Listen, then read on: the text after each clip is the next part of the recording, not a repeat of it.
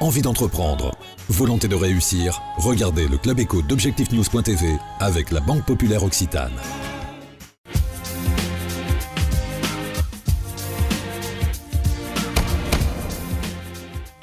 Bonsoir, bienvenue dans le Club Éco d'Objectifnews.tv. Nous recevons ce soir Paul Fabre. Bonsoir, vous êtes le directeur de l'interprofession des vins du Sud-Ouest. Bonsoir à vous.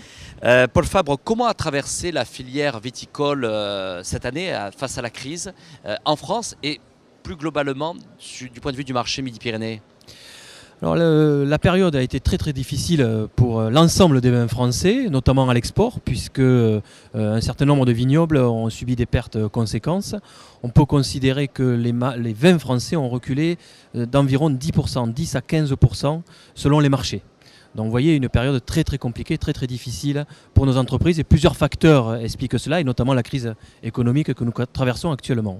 Et en Midi-Pyrénées, justement, est-ce qu'on a mieux résisté qu'ailleurs ? Alors les vignobles de Midi-Pyrénées et du Sud-Ouest dans leur ensemble ont finalement mieux résisté, puisque les appellations d'origine contrôlée sont sur une baisse de moins 3%, alors que d'autres vignobles en France sont sur moins 15%. Et la vraie surprise, ce sont les vins de pays, qui eux subissent une baisse qui ont une hausse de plus 20%.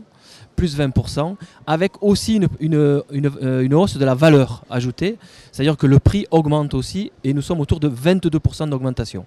En tous les cas, Paul Fabre, aujourd'hui, vous dirigez une interprofession avec un vrai poids économique sur cette région, une première interprofession unique en France. Aujourd'hui, vous regroupez combien de vins ? Alors à ce jour, nous regroupons plus de 40 vignobles. 40 vignobles qui sont situés entre l'Aveyron et le Pays Basque. Donc nous sommes sur cet axe-là, Aveyron-Pays Basque, 43 dénominations, appellations d'origine contrôlée et 22 pays, parce que ce qui est important à noter, c'est justement que nous sommes la première interprofession de France réunissant tous les produits d'une même région. Alors le poids économique est relativement important, puisque en valeur de toutes les entreprises, représente une valeur de 1 milliard d'euros, avec plus de 10 000 emplois directs, et environ 3 millions d'hectolitres, ce qui fait de nous le quatrième vignoble de France. Alors vraiment la stratégie de l'interprofession, Paul Fabre, c'est d'unir les forces pour être meilleur ailleurs et notamment à l'export ? L'objectif, effectivement, c'est de réunir toutes nos forces, alors à l'export et en France, parce que, alors l'export, c'est l'exemple le plus flagrant, parce que quand on se retrouve, notamment au Canada ou aux USA ou en Chine, n'en parlons pas, mais quand on se retrouve dans des pays aussi lointains, Sud-Ouest tout seul n'existe pas, un vignoble tout seul n'existe pas, il faut arriver à lui donner un ensemble géographique plus important, d'où l'intérêt de se regrouper. Déjà pour se faire identifier et ensuite pour mutualiser un certain nombre de moyens financiers. Alors il ne s'agit pas de nier l'identité de chacun, mais vraiment, comme le disaient les mousquetaires, tous pour un et un pour tous. On se réunit pour que chacun puisse exister. Alors justement, Paul Fabre, vous avez initié une nouvelle stratégie de communication pour renforcer l'image des vins du Sud-Ouest avec cet nouveau slogan et cette signature, France Sud-Ouest, les vins à découvrir. Alors France, parce que c'est pour affirmer non pas notre clocher, mais tout simplement pour dire nous sommes tournés sur l'export. Quand nous allons sur l'export, les Sud-Ouest existent. Il y a le Sud-Ouest de l'Australie par exemple, dont nous affirmons d'abord que nous venons de la France et que c'est le Sud-Ouest de la France qui se retrouve réuni sur cette bannière-là. Donc ça c'est la première chose. Conséquence, c'est que nous orientons véritablement nos efforts sur le marché à l'export, et qui représente à ce jour 25% à peu près de notre potentiel de commercialisation, mais que nous sommes contraints de développer puisque la consommation évolue et on s'aperçoit que la consommation française est en train de baisser, donc les marchés à l'export sont encore plus importants. Les vins à découvrir, pourquoi ? Parce qu'il faut quand même reconnaître que nous ne bénéficions pas d'une notoriété comme Bordeaux, donc c'est une invitation justement à venir découvrir les vins du Sud-Ouest et la diversité de ces vins. Et je crois que c'est un élément important à ce jour de parier sur la diversité.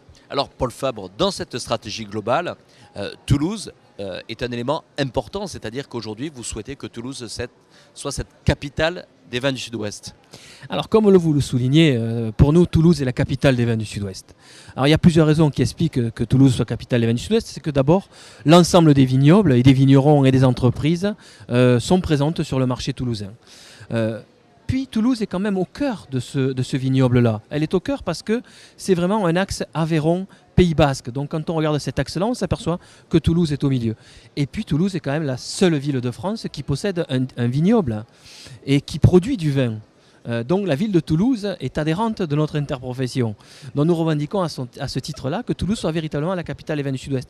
Et puis chaque grand vignoble a une capitale. Et puis dernier point, c'est que les Toulousains puissent véritablement s'accaparer ce vignoble. Parce qu'ils n'ont peut-être pas nécessairement connaissance de tous ces vignobles-là. Ils en connaissent peut-être un, deux.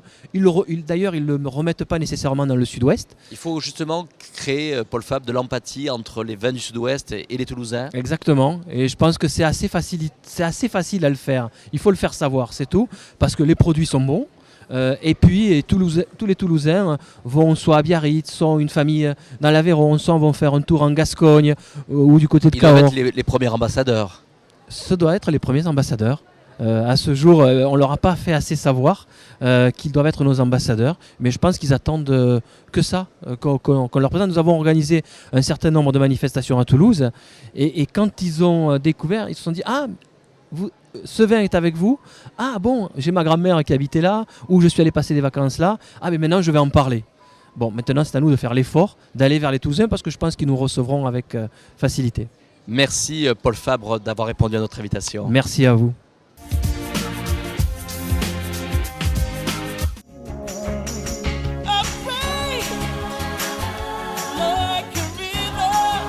Envie d'entreprendre? Volonté de réussir?